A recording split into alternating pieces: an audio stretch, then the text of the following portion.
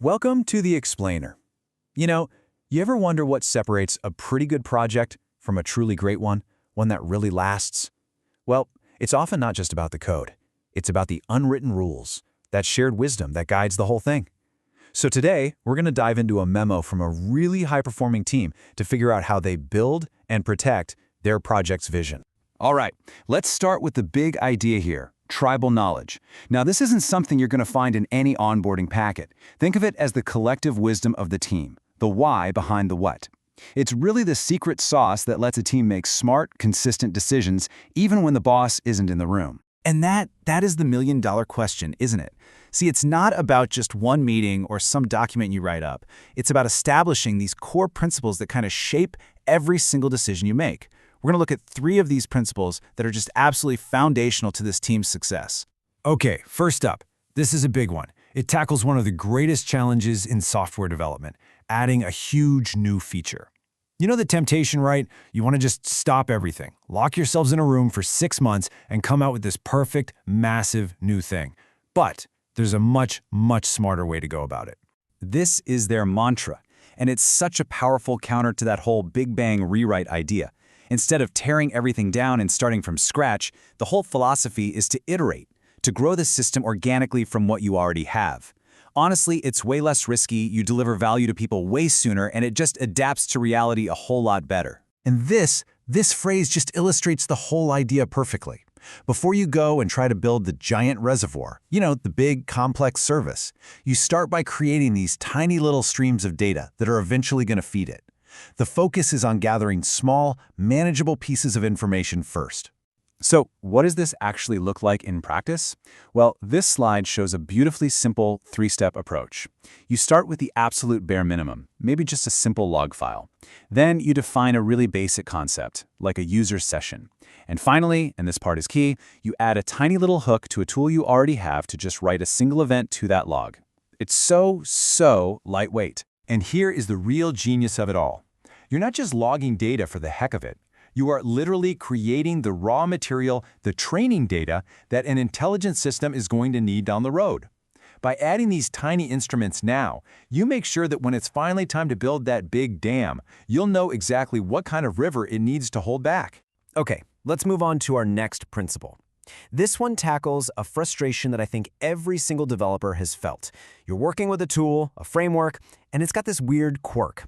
Your first instinct might be to dive deep, fix the underlying problem, be the hero. But that is not always the best use of your time. So this slide, it really lays out a fundamental choice that every team has to make. On one side, you've got purity. This is the desire to have a perfect architecture, to fix every single problem at its absolute root. And on the other side, you've got pragmatism, the focus on delivering value and just keeping things moving forward, even if it means you have to live with a few little imperfections. This team's philosophy here is crystal clear.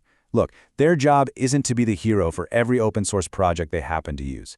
Their mission is to build their own product. So what do? They accept the quirk, they create a standardized workaround, and they document it as part of their tribal knowledge. And just like that, it becomes a solved problem that nobody has to waste time on ever again. And this quote just says it all, right? In this specific context, the ability to move fast and deliver features to your users is way more important than having a perfectly pristine code base. Progress beats perfection. All right, our third and final principle. This one tackles a really strategic problem. You look at your system and you see all these similar but separate components, and you get that itch, the one that says you should merge them all into one glorious, unified solution. Well, this principle argues that you should probably wait. The decision is to actually resist that urge for what they call premature abstraction. So instead of building a generic one-size-fits-all tool right away, they intentionally keep building and maintaining these separate, specialized versions for just a little while longer. And this table here breaks down the logic perfectly. First off, specialized tools are usually just better at their one specific job. But second, and this is the most important part, you don't actually know what the right universal design is yet. By building separate tools, you're basically doing research, you're gathering requirements. And finally, let's be honest, the immediate return on investment for building that big central system is probably just too low right now. Now, what's so brilliant about this is that you're not just kicking the can down the road. This is a deliberate strategy. Every specialized tool you build is effectively a prototype. You're learning, you're experimenting, you're discovering the patterns that will be absolutely essential for when, and only when, the time is actually right to build that big, unified system.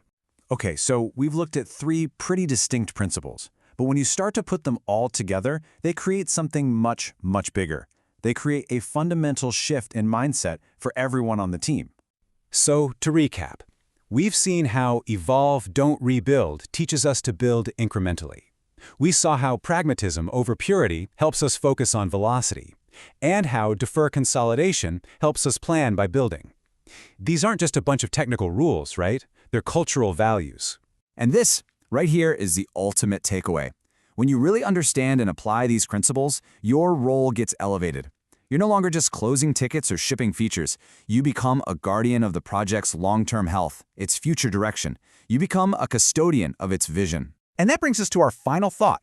As you look at the projects you're working on right now, I want you to think about this tribal knowledge. Is there a big bang rebuild on the horizon that you could maybe evolve into instead? A pursuit of purity that's secretly slowing you down? An urge to consolidate something that might be a little premature? Which one of these ideas could you apply today?